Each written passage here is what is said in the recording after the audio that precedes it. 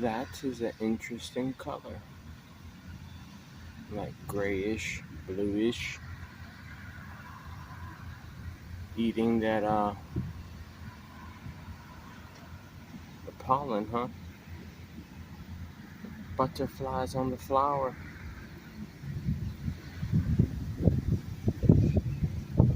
Holding on against the wind. He's probably feasting on that bad boy, huh? You feasting on that. Give me some of that pollen.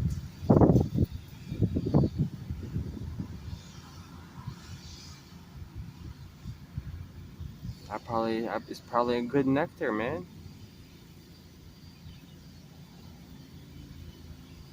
Huh? Is that a nutritious diet? Nutrient dense diet for you? Fuel the body for success for those extra laps around the park. Gotta eat that sweet nectar, man. I know what you talk about, bro. I love that sweet nectar too.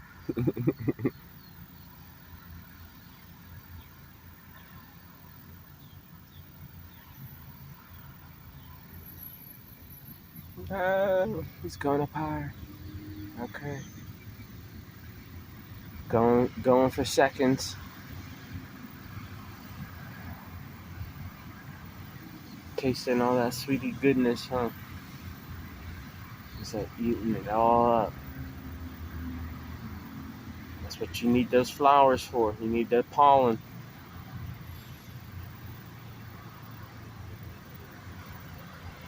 Oh, which brings me to an idea that I was thinking about. You know, these animal spirits, right? So, just as human beings have spirits, animals have spirits as well. You know, you got human beings who cohabitate with canine spirits, you know, and they cohabitate with, you know, feline spirits, you know, and they're crawling all over the house, leaving their hormone urine smells, you know what I mean, that are impacting our brains and our biological chemistry just by having dogs. You know, you smelling uh, dog aroma, you know what I mean, and how that impacts, that stench impacts the smell systems, uh, the brain, the noxious gases that are released by these animals, and it's not even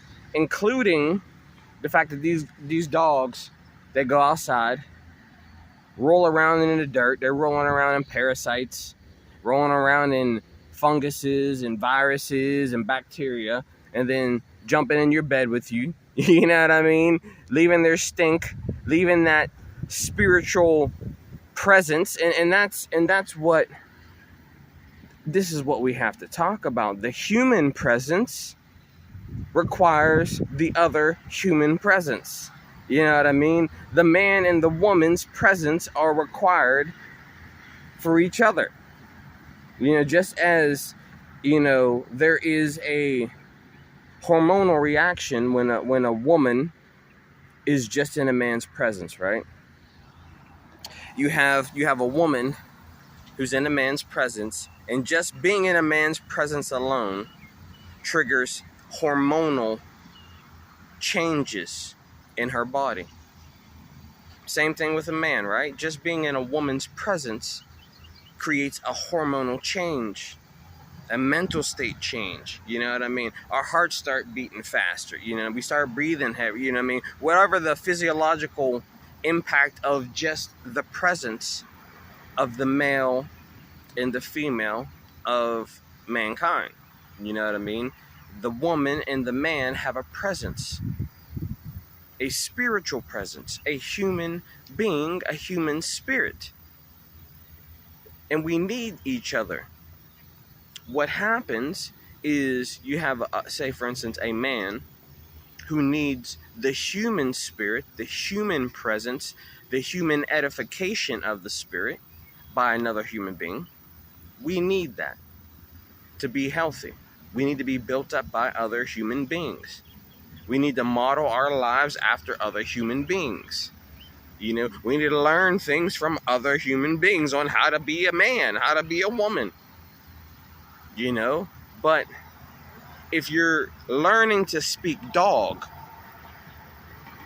or if you're learning to speak cat, can I be honest, you are not becoming more human-like. You're becoming more animal-like. So God, the creator of all things, right? He created man in his image and his likeness. Man took a step back, a fall, you know what I mean? But man is higher than all the angels. Or excuse me, the angels are higher than man. Man is higher than all the animals.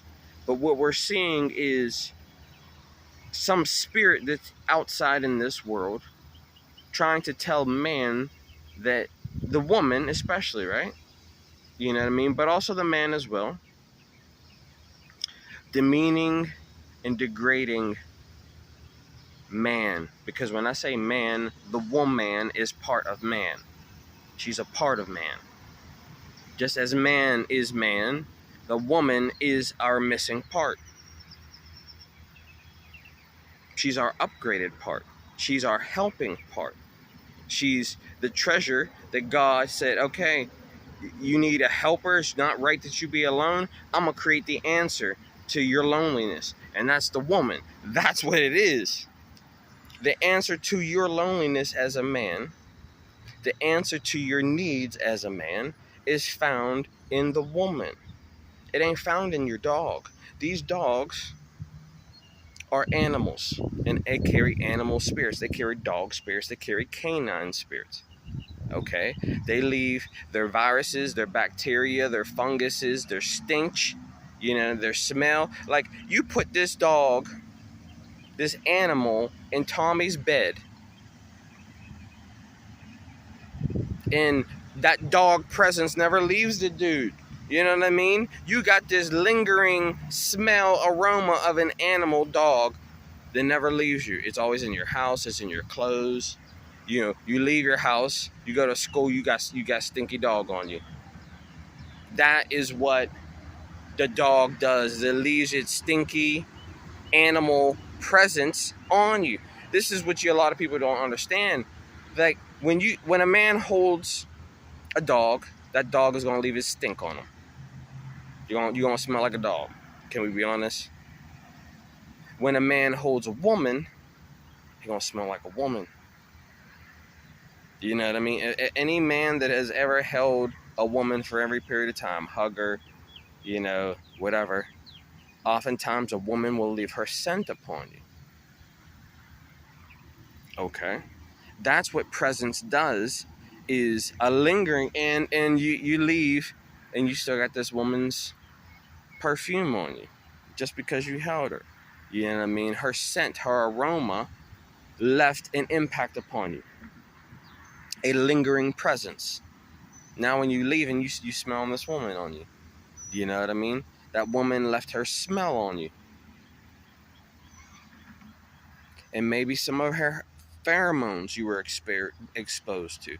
We need human interaction, human touch, human hormones. We don't need no dog hormones. We don't need no cat hormones.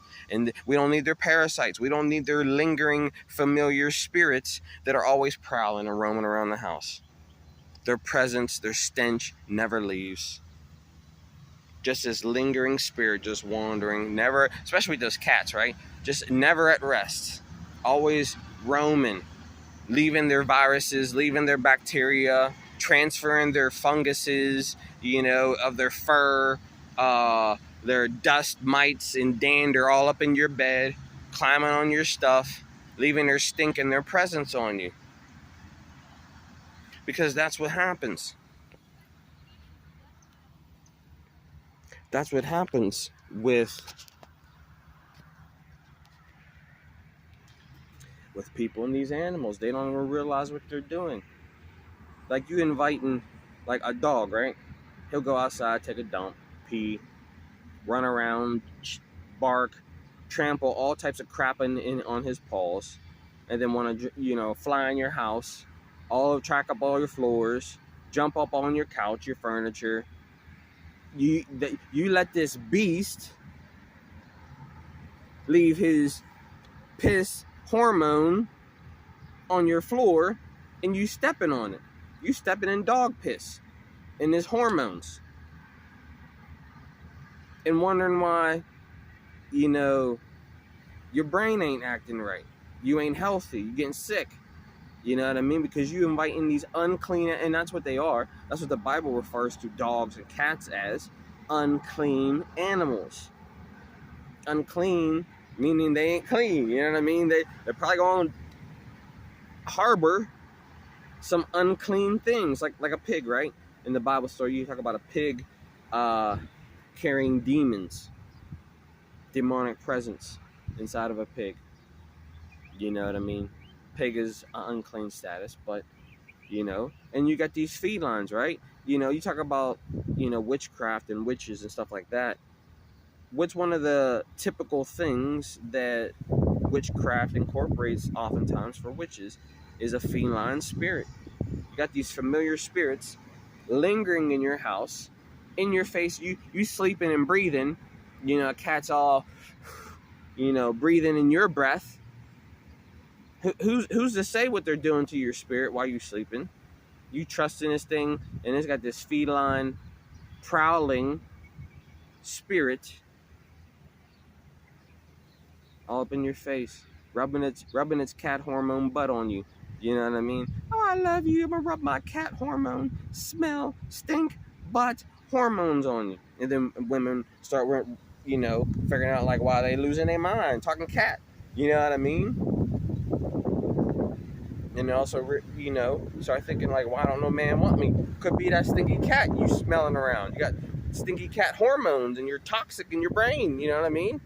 You let cat parasites infest your brain. Whatever it could be, but the human being was created for other human beings. The woman was created for the man. She needs a man's smells. She needs a man's kisses. She needs a man's touch. She needs a man's thinking.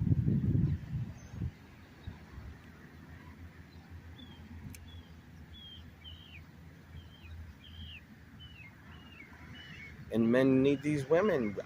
I need to have a woman scent on me. Right? I need a woman's saliva on me. You know what I mean? I need her pheromones because a man needs the woman. I'm just stating the obvious facts, and it's a shame that I even actually have to do it. Like, is no one else thinking about these things? You know what I mean? This is what happens when they got you chasing a 9 to 5. You ain't even thinking about life. You chasing a dollar. You can't chase a higher self, higher actualization.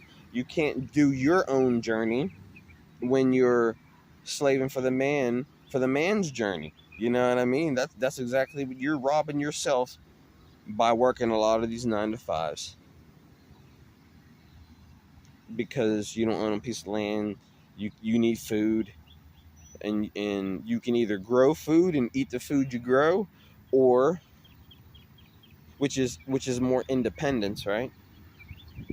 When you can provide for your own food requirements, you're more independent than the person that requires to go to the grocery store. This is what happens when you don't produce your own food. The grocery store can rape you, because now you're at the grocery store's mercy because you ain't growing your own food.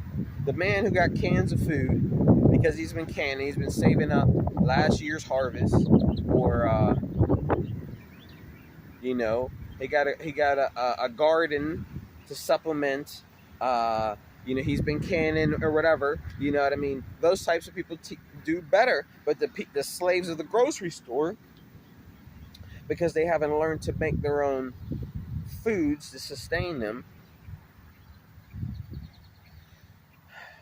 they're at other people's mercies, sadly. Um, but was I getting on? Yeah, these familiar cat spirits.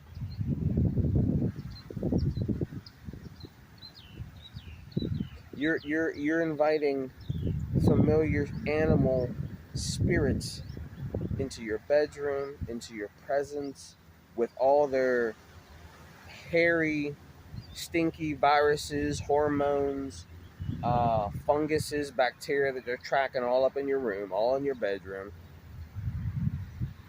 You breathing that in. It's all in your lungs. The dog hormone smell that she's rubbing her butt up on against you. Dogs in heat. They're emitting their hormones up in your presence, and they jumping on your couch, jumping in your bed, releasing dog hormones around your sons and your daughters. You know what I mean? These are things you need to think about. You know, if you want to bring down your mental capacity, your mental state to a state of an animal, that is your choice. I'm trying to go the opposite way, you know what I mean? To be created in the image and likeness of the divine, the Lord God Almighty, is a higher position than an animal, you know what I mean? And your capacity to be greater than an animal, we still haven't yet to fully achieve. There is a greater capacity that we have yet to realize for the simple fact that we have been, as man has been created in the image and likeness of God. When I say man, the man and the woman together. Man, the man and the woman. Because as a species, we're dependent. I call the man and the woman a binary pair of procreation. You know how they're like stars. They say some star systems are binary, have binary stars. Two parts of it, I guess. But whether that's true or not, who could say? I'm just going off of somebody's word. But man and the woman, we are binary pairs of procreation. It takes two of us, two parts of a machinery, you know what I mean, to be united together. The female part is our that's our female connect. You know what I mean? If anybody who's ever worked in electronics, you have male connectors, you got female connectors. The man has his male connector, and he unites with his female part, his female connector. And I watch a video, one girl, that I watched talking about synchronicity, and I was just thinking about this the other day. I wonder if that's what marriage is a man and a woman, two vessels uniting as one vessel, and because people carry spirits, the female spirit and the male spirit unite and come together as one spiritually. There's a spiritual, and this is what you may not see the transformation in the physical realm because you're looking at the physical realm, but there is a spiritual union when you unite as one in marriage. There's a spiritual transformation that often happens, and the synchronicity, I believe, is a big difference between marriages lasting. If my spirit and the spirit that's inside of my wife are synchronized, right? We're at the same spirit, provided our spirits are in a good state, like peace, right?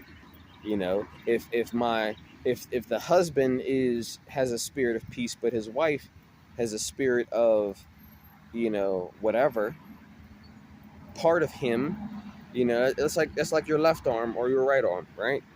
Whatever side you pick, The left arm is at peace. You know what I mean? But your right arm, the other part of your body, is in pain. Peace and pain. Maybe that's what is a better way of terming it, because that's what it is. Sometimes when you get in these relationships, your wife is in pain and you're at peace. But the longer you stay around your wife, her pain becomes your pain. You start sharing in that pain because, you know what I mean? Uh, and there's a synchronicity that happens. But I believe you can synchronize on the dark side of the energy spectrum, and you can synchronize on the light side of the energy spectrum as you begin life's journey together. You know what I mean? As you're journeying together, your spirits tend to synchronize and become one with your husband. I think that's really one of the key things to having a successful marriage is your the spirit of the husband and wife have become synchronized. You know, it could be synchronized towards wrong, you know what I mean, and you just got both people, you know, who are now one. So the one person being fully bad energy or fully light energy, or a mix of the two, you know what I mean, but they eventually reach a homeostasis, the two of them. And sometimes you get in a relationship where people abandon the relationship before you reach a spiritual harmony with that person. You know, people jump ship before your spirits can harmonize together and synchronize. You know what I mean? I'm using a woman's words that when she talks about synchronicity, but I think in the marriage, this is just my thoughts on the issue right now. A man's spirit and a wife's spirit has to synchronize. A wife, you know, she's gonna leave her smell upon her husband. Her smell. Husband's gonna leave his smell upon his wife. His odor, his fragrance, his hormones. That's what a woman was made for. She wasn't made for dog hormones. She wasn't made for cat hormones. That's a natural inconsistency. You know what I mean? The human is greater than the animal. You know what I mean? And so you're corrupting the spirit of the woman. You're corrupting the spirit of the man by analyzing it, having these familiar spirits, entertaining familiar spirits, animal spirits in these dogs and cats. You know, to me, it's nice to see, oh, okay, but I ain't really trying to pet you, dog. But my hands, you know what I mean? People pet dogs with their hands, pick up dog filth, whatever their fur is carrying, you know, parasites, viruses, dust mites, you know, bacteria, funguses on and you rub it on your hand, and then you touch your face, you touch your eyes, you touch your mouth, you touch your lips, you putting all that dog filth on your body. Cat rubbing her butt up on you. You know what I mean? Like, you know, putting cat hormones on you ladies that are impacting your brain. Dog and cat hormones are not good for human beings. Their frequency is not a male frequency. It is not the female frequency of the mankind. They resonate with a spirit of a dog, a spirit of a cat. They're animals. They're not human beings, and this is what a lot of y'all watch cat movies, cats and dogs from Hollywood, and they talking, right? Oh, I love this character. I'm gonna get Susie a cat just like it. She loves cats and dogs. And you got this familiar spirit, animal spirit, crawling up in your daughter's bed while she's sleeping, right? Prowling around your baby, spreading cat hormones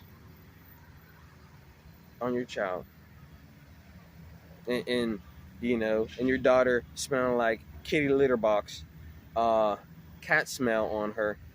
since the time she was born. Your daughter smelled like kitty. You know what I mean? Had cat hormones, viruses, dust mites, parasites, whatever these animals carry. That's what y'all don't understand. Y'all think, oh, this is just my. No, these animals carry diseases, viruses, funguses, spirits, animal spirits that you're entertaining in your house. You got them in your bed. You know what I mean? It's your choice to live, but, it's how you choose to live. Somebody can show you the way, but you have to walk through the door. You have to activate that knowledge that has been revealed to you. When the knowledge, when the insight, when your eyes are open and you can see, now you have to activate your action to walk through that door. If the door is you see this door is the door that leads you to the right place where you need to go, and you see that door, but you never fail to walk through that door, take the action to move out of your current place, mindset, way of thinking into a different, better place. Your journey, that's the next step of your journey, is through that door. You know what I mean? But you got to take action to move out of the place, out of that toxic place. When you see the right way to go, to see the right direction to journey in and lead your life towards, when you see the right way, you have to take the steps, you have to do the action, you have to move. And brainwashed by Hollywood again. Little Lassie brainwashed you. You got cats and dogs movies brainwashing you. You know what I mean? Telling you to pick up these dirty animals and sleep with them. Sleep with feline spirits that are, while you sleeping, they smell, they breathing in your spirit that you're releasing out of your mouth. You're breathing in, and hear these familiar spirits in your face, breathing in your spiritual breath with their lingering feline spirit, familiar spirit presence. Moms and dads are messing their kids up with these dogs. Got them loving, kissing on dirty animals since the time they were born. Kissing on dogs and cats, hugging on them, rubbing on their belly. They in heat, shooting their dog hormones in the air, you know what I mean? And everybody breathing it in, peeing on the floor, you know what I mean? You want to say that is man's best friend? You trying to tell me that dog is a man's? You trying to tell me I'm a dog? Is that what you trying to tell me? Hell no. I ain't no dog. I don't like no dogs. They stink. They nasty. They dirty animals. I don't want the dog licking, touching, smelling, shooting dog hormones, crazy canine spirits. A dog doesn't make me a better man one bit. A dog emasculates a man. It makes a man. I see grown men carrying their dogs to the grocery store, walking their dogs in the grocery store, taking them to churches. Like you that emotion. You got an emotional support dog, right? You tell people these are emotional. You must be really messed up if you can't go to the library without a dog. You can't go to church without a dog.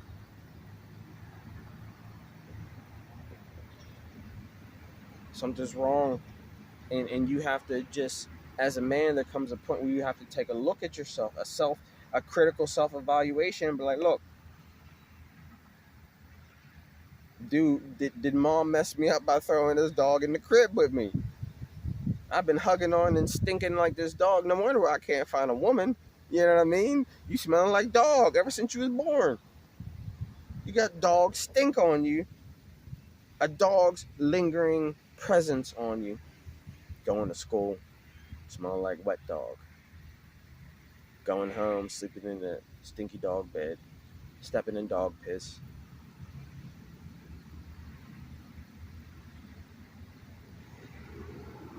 America, wake up. Wake up, America.